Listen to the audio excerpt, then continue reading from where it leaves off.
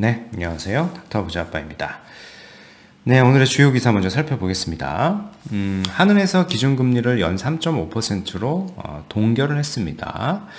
아직 이제 물가가 높은 상황은 맞는데요. 이제 경기 침체가 더 우려가 되기 때문에 우선 3.5%로 금리를 동결한 걸로 밝혔습니다. 답은 2번 이 금리 동결 자체가 긴축이 완전히 끝났다는 의미는 아니에요. 그리고 이제 금통위원 가운데 7명 중에 5명은 한 0.25 정도, 한 번 정도 더 올릴 가능성을 열어둬야 한다라는 입장이기 때문에 보수적으로 좀 생각을 하셔야 될 것 같아요. 그래서 주택을 매수하려고 하시는 분들은 본인의 가처분 소득을 잘 따져가지고 너무 무리하게 대출을 받는 것보다는 당분간은 긴축이 좀 유지가 될 거기 때문에 이 고금리를 고려해가지고 대출 자금 계획을 좀 세워보셔야 될 것 같습니다. 여튼 긍정적인 것은 금리의 고점이 어느 정도 확인이 됐다라는 점에 있는 것 같아요. 그래서 자금 계획을 좀 세우려고 하시는 분들 입장에서는 요 3.5에서 3.75 정도를 기준으로 좀 삼아 보셔도 괜찮지 않을까 조심스럽게 생각을 합니다. 이제 급매물이 지금 계속 팔리고 있어요. 시장 상황을 조금이라도 아시는 분들은 잘 아실 겁니다. 이 수도권 내, 특히 서울의 핵심지, 가격의 낙폭이 컸던 지역들을 중심으로 급매물들이 조금씩 팔려나가고 있습니다. 급매물이 좀 팔려나가다 보니까 2주 연속 가격의 이 하락폭이 좀 둔화가 됐어요. 특히 강남 4구가 속해 있는 동남권 아파트 값은 지난주에 마이너스 0.21에서 금주 마이너스 0.18로 하락폭이 조금 줄었죠. 그리고 서초구는 지난주 0.13에서 이번 주는 0.07로 낙폭이 좀 감소를 했고요. 송파구도 많이 감소를 했습니다. 마이너스 0.19에서 0.13%로 줄었죠. 얼마 전까지만 해도 이제 월세 비중이 좀 많았었는데 다시 전세를 찾는 비중이 늘어나고 있습니다. 1월 전세 비중도 좀 반등을 했어요. 특히 이제 수도권 위주로 전세 비중이 늘고 있습니다.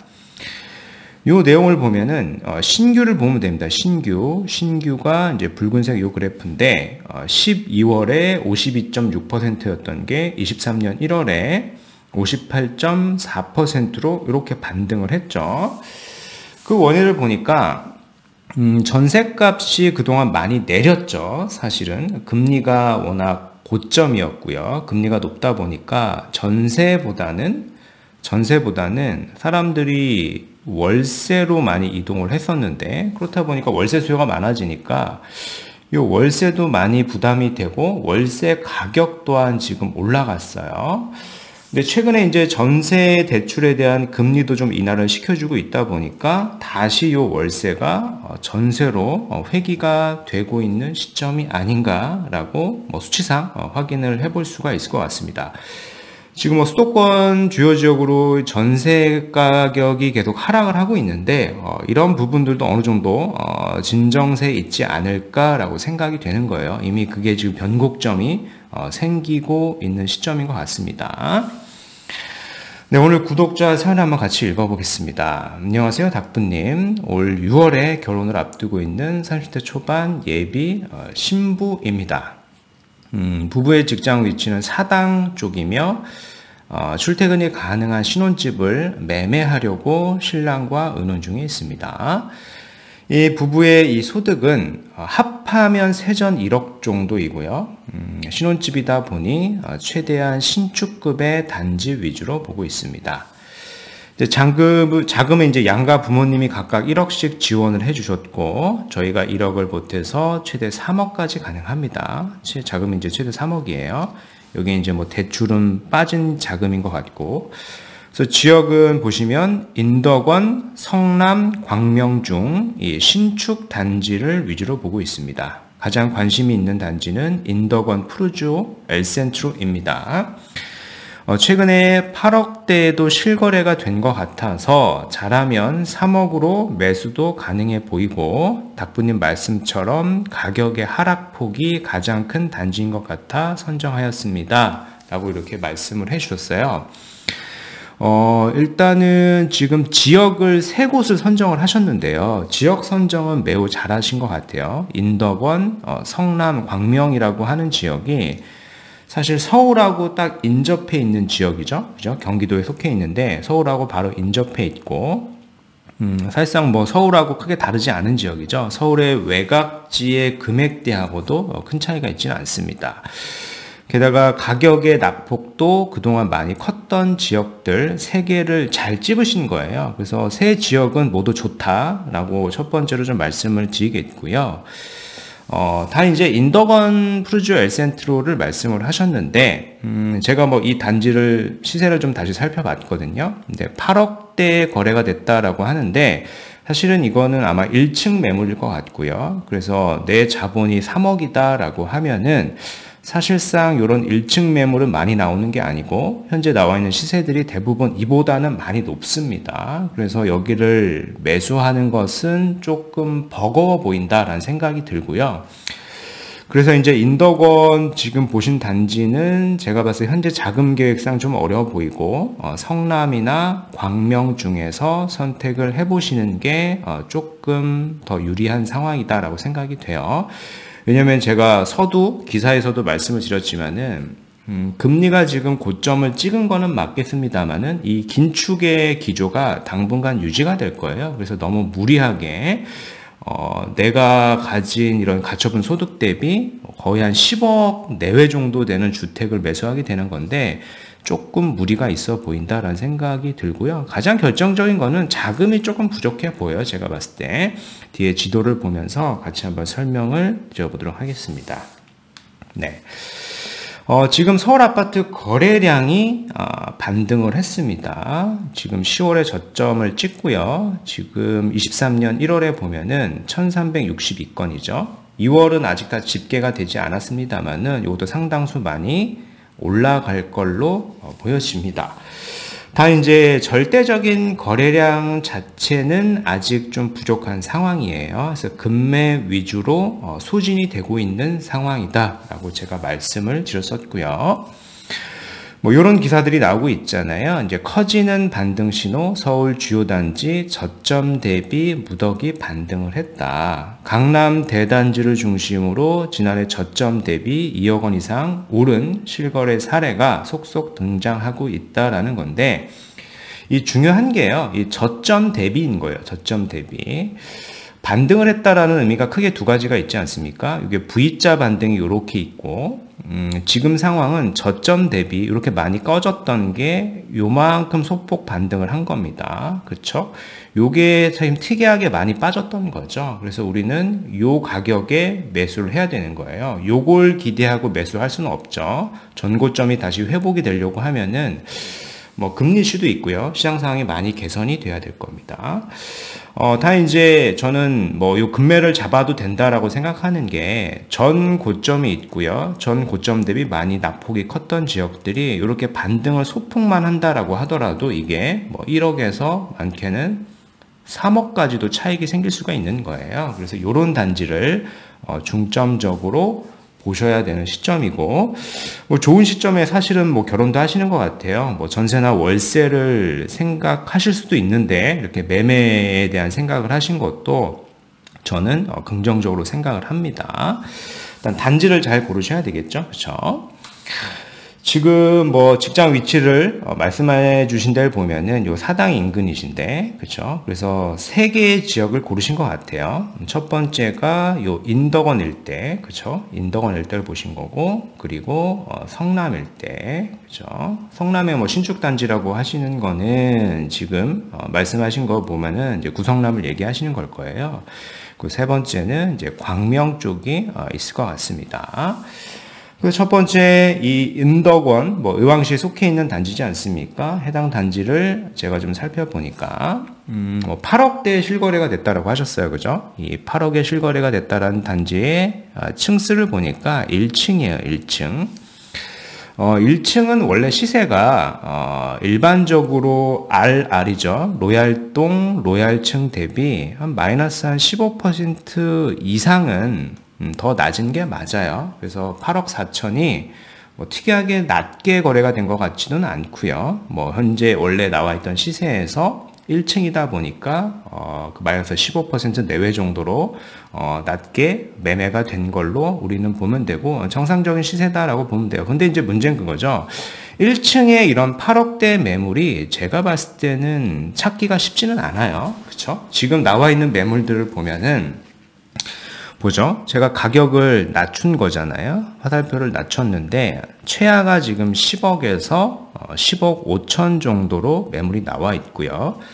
실거래가 된 거를 확인을 해 보더라도 뭐 지난 12월이 저점이라고 봤을 때 12월부터 이렇게 봤을 때 10억 한 중반에서 9억 후반 정도로 형성이 되어 있어요. 그죠? 이렇게 형성이 되어 있으니까 근데 내 자본이 지금 3억 정도인 거잖아요. 그죠? 근데 여기 전세가를 보면은 한 5억 후반에서 6억 정도입니다. 그래서 본인 자본이 최소한 4억 정도의 이상의 자본이 있어야 사실 뭐 역전세 우려를 좀 고려하더라도 사실은 조금 투자가 가능한 자본이에요. 그래서 3억으로 인덕원, 푸르조, 엘센트로를 매수하는 게 어렵고요. 뭐 갭으로 매수하는 것도 어렵고 사실 뭐 대출을 받아가지고 매수하는 것도 굉장히 큰 부담이 될 것 같아서 저는 여기보다는 사실 성남이나 광명 지역을 좀 더 보시는 게 현재 상황에서는 현실적이다라고 좀 말씀을 드리고 싶은 거예요. 물론 이제 인덕원 프로젝트 엘센트로도 보면은 지금 나와 있는 전세는 5억 후반에서 6억이지만은 기존에는 전세가 한 7억에서 8억 정도였을 거예요. 그래서 이미 이제 임대차가 좀 높게 맞춰 있는 매물을 내가 3억의 갭으로 살 수는 있을 겁니다. 잘 찾아보면 살 수는 있을 건데 사실 임대차 만료가 돌아오는 시점에 인력을 다시 돌려줘야 될 수도 있어요. 그렇죠? 그런 부분이 좀 리스크가 높다라는 생각이 첫 번째로 들고 두 번째는 여기를 사게 되면 사실 거주하고 투자를 또 분리해야 되는 거 아닙니까? 별도의 어떤 거주 비용이 발생을 할 것이다 라는 거예요. 그렇죠? 그런 부분도 무시할 수가 없을 것 같고요. 그래서 이제 성남시를 보면 될 것 같고, 뭐 성남시가 굉장히 크지만은 지금 신축구배 단지를 말씀하셨다라는 얘기는 성남시 중에서도 중원구에 신축으로 지금 입주하는 단지들이 있잖아요. 뭐 제가 뭐 여러 번 말씀을 드렸지만은 뭐 대표적인 단지가 5,000세대가 넘는 이편한 세상 금빛그랑 매종인데 이 단지도 사실은 작년 12월에 샀으면은 한 6억 대도 우리가 잡을 수도 있던 매물이었습니다. 그쵸? 한 25평 기준으로 뭐 6억대 중반 내외로도 사실 금매로 잡을 수도 있었는데 지금 요런 매물들은 다 소진이 된 것 같아요. 다 소진이 됐고 지금 시세 나와 있는 걸 보더라도 한 7억에서 7억 초반으로 나와 있잖아요. 물론 요거를 우리가 살 때 뭐 1, 2천 정도 이렇게 깎아가지고 매수를 할 수는 있겠습니다만은 여튼 저점은 좀 지난 단지다라고 우리가 생각을 해볼 수가 있겠죠. 그래서 제가 봤을 때는 아직까지 저점이 지나지 않은, 그죠? 그러니까 반등을 하지 않은 단지를 얘기하는 거예요. 이편한 세상 금빛 그랑 매종은 사실 6억 중 후반에도 매수를 할 수 있었는데 그 타이밍이 조금 놓친 것 같고 이제는 7억대에 나와 있지 않습니까? 근데 아직까지는 마지막 남은 이 광명이라고 하는 지역 있지 않습니까? 경기도 광명시. 여기도 광명시도 지역이 굉장히 넓은데 신축급의 가격이 상대적으로 저렴한 지역은 광명 뉴타운 일대에 지금 입주를 하고 있는 입주를 앞둔 단지들일 거란 말이죠. 그래서 그런 단지를 저는 보시는 게 가장 현실적일 것 같아요. 보면 여러 단지가 있는데 요게 이제 14구역이고 요게 15구역이고 16구역입니다. 요건 이제 다 이미 입주를 한 단지고 지금 입주를 하고 있고 여기는 입주를 앞두고 있는 단지잖아요. 그죠? 그래서 14구역 같은 경우에는 사실 우리가 결혼 날짜가 23년 6월 정도라고 하셨는데요. 이제 9월 이후에 입주를 하니까 요거는 사실은 좀 맞지 않는 것 같아요. 입주 시기가 좀 맞지 않고 자금적으로 보더라도 자금이 좀 많이 들어갈 것 같다. 초기 자금이. 그리고 가격도 7억이 이렇게 넘어가다 보니까 가처분 소득을 좀 고려해 봤을 때 좀 부담이 되실 것 같고, 이건 남는 단지는 2개 정도 있지 않겠습니까? 아래 이제 16구역이라든가, 16구역이 지금 6억 중반대 매물들도 이렇게 아직은 있어요. 그리고 바로 앞 단지가 15구역이죠. 이 단지도 아직 6억대 매물이 이렇게 있습니다. 근데 이 6억대 매물이 제가 봤을 때는 그렇게 오랜 기간 남아있을 것 같지는 않아요. 성남처럼 사실은 서로 광명하고 성남은 지역적으로 약간 커플링 되어 있다. 시세가 커플링 되어 있다 보니까 지금 성남도 6억대 매물이 다 소진이 되고 7억 이상으로 나오고 있거든요. 광명도 곧 지나면은 이런 6억 중반, 6억 후반대 매물들은 다 소진이 되고 나서 7억대 이상으로 나올 것 같아요. 이제 25평 기준으로요.